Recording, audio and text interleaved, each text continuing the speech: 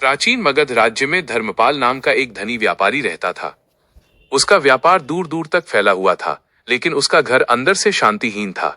धर्मपाल का एक छोटा भाई था, शूरसेन, जो मन ही मन अपने भाई की सफलता और संपत्ति से ईर्ष्या रखता था।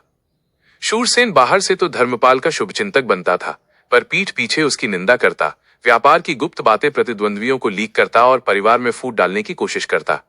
धर्मपाल सीधा साधा था, इसलिए वो शूरसेन की मीठी बातों पर भरोसा करता रहा, लेकिन उसका व्यापार लगातार नुकसान में जा रहा था और घर में कलह बढ़ रही थी। एक दिन व्यापार में भारी घाटा होने पर धर्मपाल उदास होकर पाटलिपुत्र में आचार्य चाणक्य के पास पहुंचा। धर्मपाल ने चाणक्य को पूरी बात बताई और कहा, आचार्य, मेरा दुश्मन बाहर नहीं, मेरे घर के भीतर छिपा है। मैं उससे कैसे निपटूं? चाणक्य ने शांत भाव से 3 नीतियां बताईं। चाणक्य की 3 नीतियां। 1. भेद को गुप्त रखो। गोपनीयता। चाणक्य ने कहा, हे धर्मपाल, सबसे पहले अपने भेद रहस्य को गुप्त रखो। एक भी योजना, एक भी व्यापारिक सौदा और अपने धन की मात्रा किसी को न बताओ, विशेषकर उसे जिस पर तुम्हें अब संदेह हो चुका है। तुम्हारा भाई तुम्हारे भेद का उपयोग तुम्हारे ही विरुद्ध कर रहा है। 2. मौन ही सबसे बड़ा दंड है। आत्मनियंत्रण। जब तुम्हारा शत्रु तुम्हारे विरुद्ध कोई बात कहे या तुम्हें उकसाए तो मौन धारण कर लो। उसकी बातों का जवाब मत दो, उस पर क्रोध मत करो। जब उसे तुम्हारी प्रतिक्रिया नहीं मिलेगी तो उसकी ईर्ष्या की आग अपने आप शांत होने लगेगी। तुम्हारा मौन उसे अंदर ही अंदर दंडित करेगा।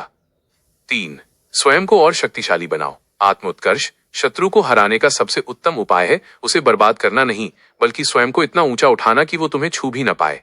अपनी बुद्धि, अपना व्यापार और अपनी शक्ति को इतना बढ़ाओ कि तुम्हारी सफलता ही उसका सबसे बड़ा उत्तर बन जाए। जब वो देखेगा कि तुम उसकी हर चाल के बावजूद सफल हो रहे हो, तो वो स्वयं ही निराश होकर हार मान लेगा। धर्मपाल ने चाणक्य के चरणों में नमन किया और उन नीतियों को अपने जीवन में उतारने का संकल्प लिया। परिणाम? भेद को गुप्त रखा। धर्मपाल ने अपनी नई व्यापारिक योजनाएं और धन की जानकारी गुप्त रखी। शूरसेन को अब कोई नई जानकारी नहीं मिलती थी जिससे वो दुश्मनों को खबर दे सके। मौन अपनाया। जब शूरसेन ने ताने मारे या परिवार के सामने धर्मपाल को नीचा दिखाने की कोशिश की तो धर्मपाल ने केवल मुस्कुरा दिया। कोई बहस नहीं, कोई क्रोध नहीं।